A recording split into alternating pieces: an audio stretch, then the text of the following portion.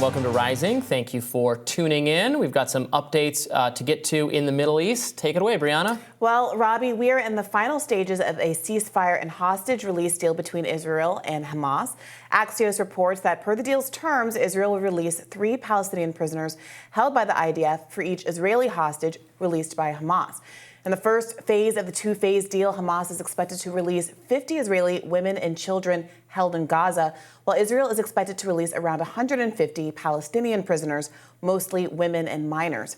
Now, yesterday, during a press briefing, National Security Council spokesman John Kirby hit out against accusations that Israel is committing genocide in Gaza. Let's watch. But this word genocide is getting thrown around in a pretty inappropriate way by lots of different folks. What Hamas wants, make no mistake about it, is genocide.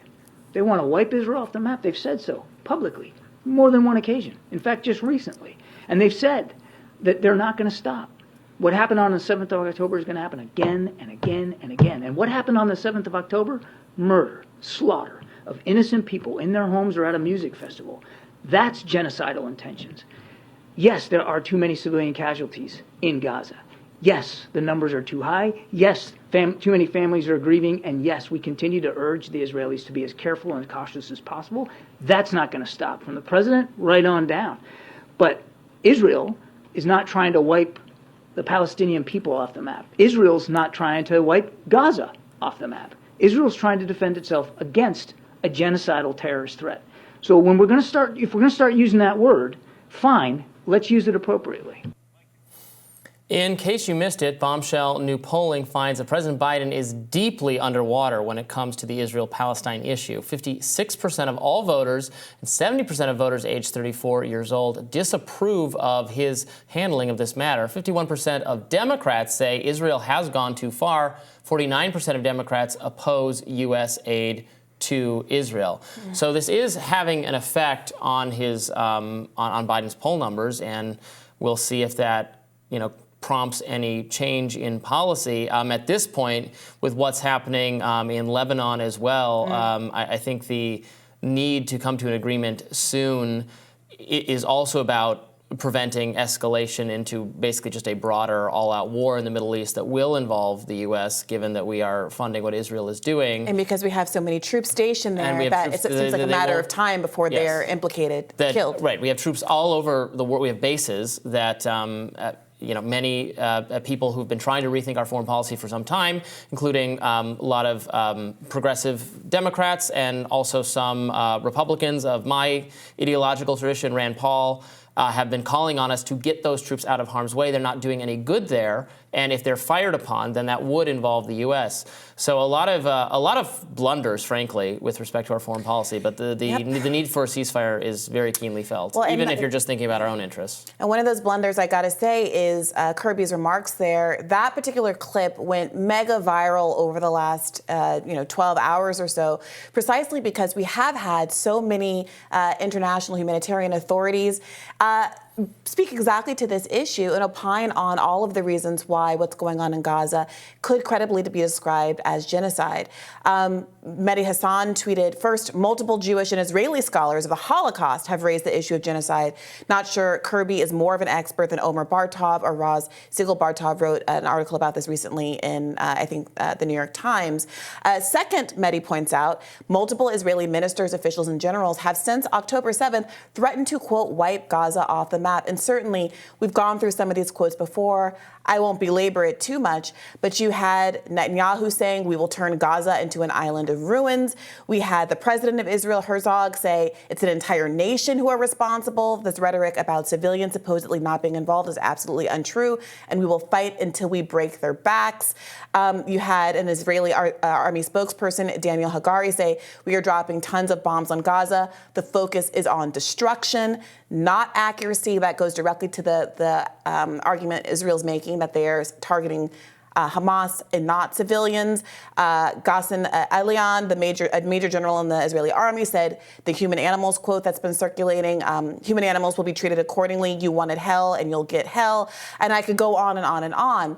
So the question is, Why is it when we're seeing the active destruction of a community and a people, 1 million people, half the population already internally displaced, every university bombed, UN humanitarian schools and centers bombed, refugee camps bombed, a significant proportion of all of the housing in northern Gaza gone forever, or at least gone for now. And also you had the leaked intelligence from the Israeli intelligence saying that one of the plans that seems the most viable is to push everybody out through the gate into Egypt and to put Palestinians, the Gazans living in a tent city in the Sinai. All of that evidence doesn't go to a credible argument that what Israel is doing could be characterized as a genocide. And we're seeing that genocide live, and we're supposed to care more about, or feel it's more accurate, rather, to label the specter of a Hamas attack on Israel as a genocide. It doesn't. I think it's not computing with people, and that's part of why you're seeing those numbers. I mean, there was an attack. Right, there was an attack. Does an attack constitute a genocide? I think if Israel had also stopped bombing Gaza after a day or two, after its death tolls were commensurate with what Hamas did on October 7th, then you also wouldn't be hearing words genocide. It's all these other comments and the actions over the last month plus that are leading people to the conclusion. I don't think it wouldn't be an eye for an eye, just like kill enough people until you've made up for enough casualties on our side. I mean, that wouldn't be justice either. Oh, I don't think it would be, but I think that the public response would be very different if the numbers weren't so disproportionate. That could be, but their justification, they are justified in rooting out Hamas. However, that doesn't give them license to take any action in the course of confronting Hamas possible under the sun. They should be constrained by international human rights understandings. You know, what John Kirby was saying there, so I started to take issue with him, you know, when he's talking, because I mostly disagree with what he's saying, but he talks about what they're doing. They're just getting rid of Hamas. But it is true that they've blown up so many buildings and they've killed so many civilians. And are they succeeding at taking out Hamas? Because I go back to actually what Elon Musk said, of all people, in that clip, where he said, you know, how many terrorists are you creating for every person you kill? And that's going to start to be a huge problem here. It's already going to be a huge problem here because of the number of displaced individuals, of vengeful individuals based on their loved ones being blown apart. Seems like they're almost not thinking through their own future national security issues. I think the war against Hamas is perfectly justified. I think Hamas ought to go, but you could create a bigger problem in pursuit of that goal than the one you had to start with. Yeah, and in fact, it was reported that the individuals that were chosen to perpetrate the October 7th attack were people whose families had been killed previously in IDF attacks. So you have a population where there was 50% unemployment anyway. There are very few economic opportunities. Obviously, Israel controls the borders. People aren't allowed to leave. People aren't even allowed to fish, go out beyond a certain distance into the water. There's now news reporting about offshore oil rights that the U.S. and Israel are negotiating, which many people see as a subtext for why the land of Gaza is so important and why there is this effort to drive Palestinians out of this already very narrowly constrained territory that they've been confined to for the last 20 years or so. But when you have this large population of unemployed people, and the numbers are much higher among young men, and those men have also had loved ones killed by the IDF. What is the natural consequence? What do you think is going to be born out of that? And so, yeah, I think you're right. And if you understand that, I don't think Israel policymakers are stupid.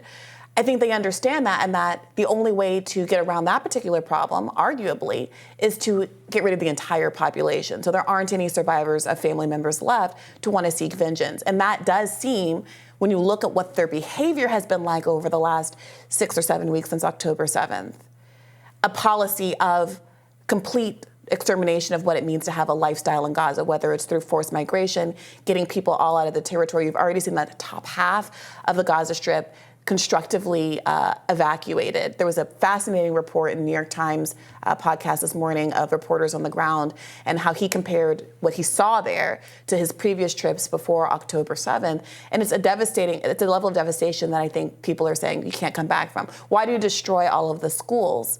Well, you don't want to give young people arguably, and he thought that they're going to come back and continue their lives, continue their education, go about business as usual. There's a permanence to the level of destruction, which I think does lead to a credible argument that the goal of Israel here is ending this community, destroying this community in a way that aligns with the definitions of genocide under international law. We'll have more Rising right after this.